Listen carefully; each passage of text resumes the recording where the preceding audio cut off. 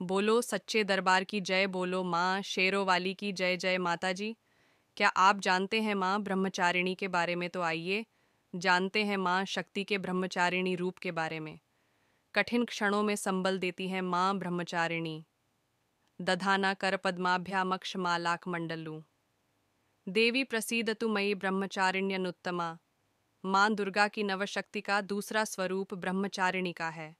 यहाँ ब्रह्म का अर्थ तपस्या से है। माँ दुर्गा का यह स्वरूप भक्तों और सिद्धों को अनंत फल देने वाला है। इनकी उपासना से तप, त्याग, वैराग्य, सदाचार और संयम की वृद्धि होती है। ब्रह्मचारिणी का अर्थ तप की चारिणी यानी तप का आचरण करने वाली। देवी का यह रूप पूर्ण ज्योतिर्मय और अत्यंत भव्य है। इस देवी के दाएं हाथ में जप की माला है और बाएं हाथ में यह कमंडल धारण किए हैं।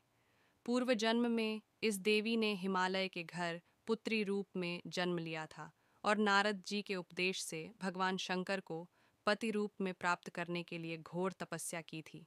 इस कठिन तपस्या के कारण इन्हें तपश्चारिणी अर्थात ब्रह्मचारिणी नाम से अभिहित किया गया। 1000 वर्ष तक इन्होंने केवल फल फूल खाकर बिताए और 100 वर्षों तक केवल जमीन पर रहकर शाक पर निर्वाह किया। कुछ दिनों तक कठिन उपवास रखे और खुले आकाश के नीचे वर्षा और धूप के घोर कष्ट सहे। 3000 वर्षों तक टूटे हुए बिल्वपत्र खाए और भगवान शंकर की आराधना करती रहीं।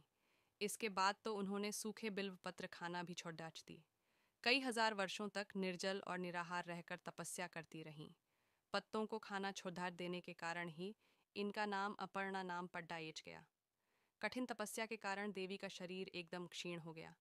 देवता, आर्षि, सिद्धगण, मुनि सभी ने ब्रह्मचारिणी की तपस्या को अभूतपूर्व पुण्य कृत्य बताया, सराहना की और कहा, हे देवी, आज तक किसी ने इस तरह की कठोर तपस्या नहीं की।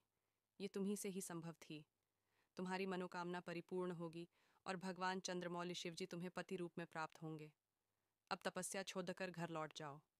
जल्द ही तुम्हारे पिता तुम्हें बुलाने आ रहे हैं। इस देवी की कथा का सार यह है कि जीवन के कठिन संघर्षों में भी मन विचलित नहीं होना चाहिए। माँ ब्रह्मचारिणी देवी की कृपा से सर्व सिद्धि प्राप्त होती है। दुर्गा पूजा के दूसरे दिन देवी के इसी स्वरूप की उपासना की जाती है। और धार्मिक कथा के लिए पेज को लाइक और सब्सक्राइब करो।